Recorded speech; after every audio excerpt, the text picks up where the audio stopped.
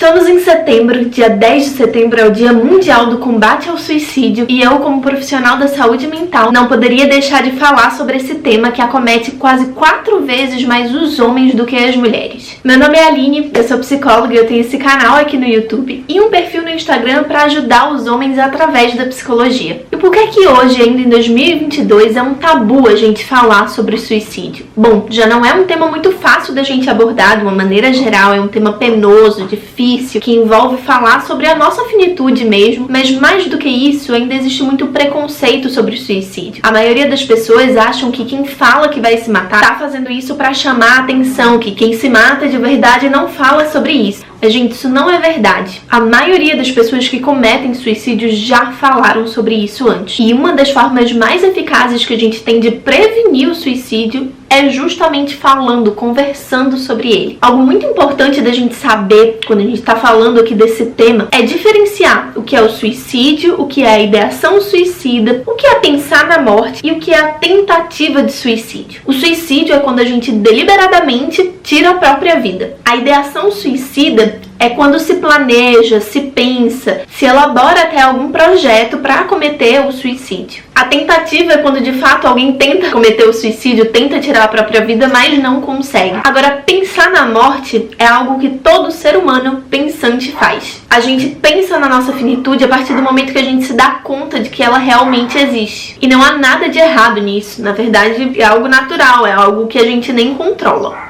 Você pode estar se perguntando aí, ou achar mesmo, que todas as pessoas que cometem suicídio têm algum transtorno mental. Apesar de ser um número muito grande, mais de 90% das pessoas que cometem suicídio possuíam algum transtorno mental, tem uma porcentagem aí pequena que não. E é interessante falar isso porque para você ser diagnosticado realmente com um transtorno, existem alguns critérios e nem sempre todas essas pessoas vão se encaixar nesses critérios. E atualmente tem 3 transtornos mentais que mais levam ao suicídio, que é a depressão, o transtorno bipolar e o transtorno por uso de substância. Eu trouxe alguns dados para que a gente realmente entre mais nesse tema do suicídio, não deixe que ele passe aí desapercebido. Não sei se você sabe, mas no Brasil acontecem cerca de 12 mil suicídios por ano. E no mundo acontecem mais de 1 milhão de suicídios por ano. Ele costuma ser bem mais comum em pessoas mais velhas ali, depois dos seus 50 anos, mas é a principal causa de morte entre mulheres de 15 a 19 anos. E talvez você fique em dúvida se o suicídio é hereditário ou não. E na verdade ele não é algo hereditário. O que pode ser hereditário, pode ser geneticamente passado, são alguns dos transtornos mentais, como por exemplo o transtorno bipolar. Ele tem um grande componente genético.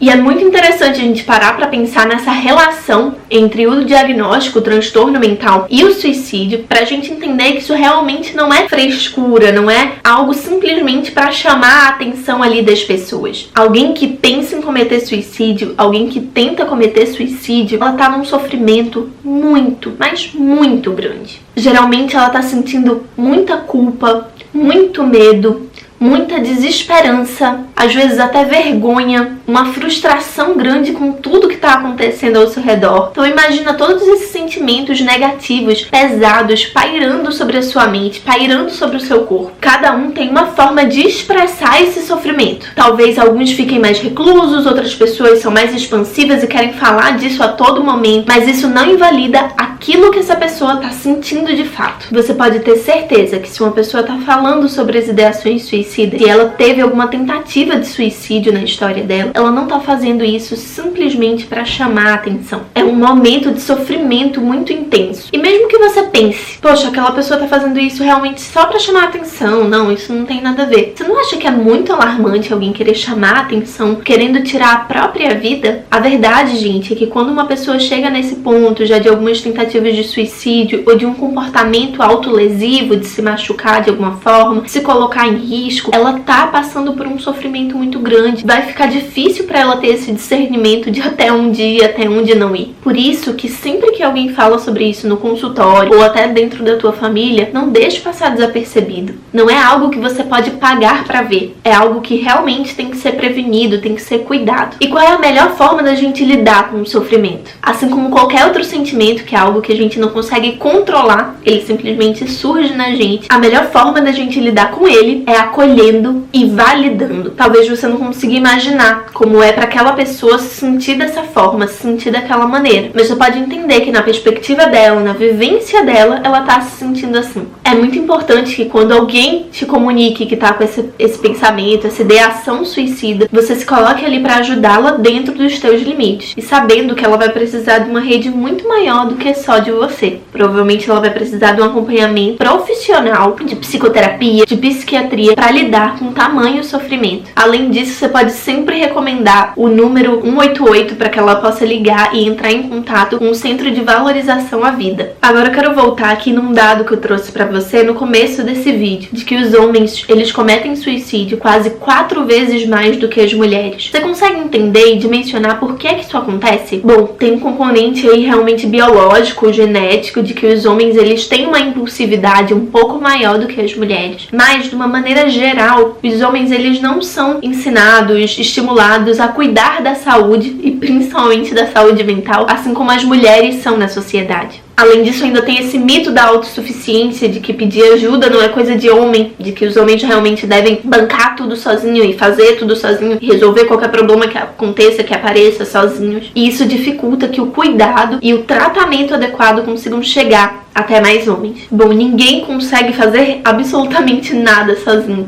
A autossuficiência, ela vai até a página 1, na verdade. Porque a gente precisa de gente, de estar em sociedade para viver. Independente do grau de proximidade que você tenha com as pessoas, se a gente não tem nenhum contato social, a gente literalmente morre. Então isso é um marco bem importante pra gente entender que essa autossuficiência, ela é bem limitada. Ela é para coisas pontuais. Que não há nada de errado em você cuidar da sua saúde. Na verdade, isso é um instinto de sobrevivência. Manter a sua saúde preservada. E para finalizar, eu queria deixar aqui uma frase do Schneidmer, um grande autor dentro desse tema do suicídio. O suicídio é um ato definitivo para um problema temporário. Sei que pode não parecer nesse momento agora para você, mas sim, é um problema temporário. A gente pode cuidar das nossas emoções, dos nossos comportamentos e dos nossos pensamentos a ponto de reverter isso que você está sentindo agora. Quero pedir para você compartilhar esse vídeo para que ele alcance mais pessoas, para que a gente realmente fale sobre suicídio, principalmente entre os homens, para que esse assunto ele não morra no final de setembro, para que ele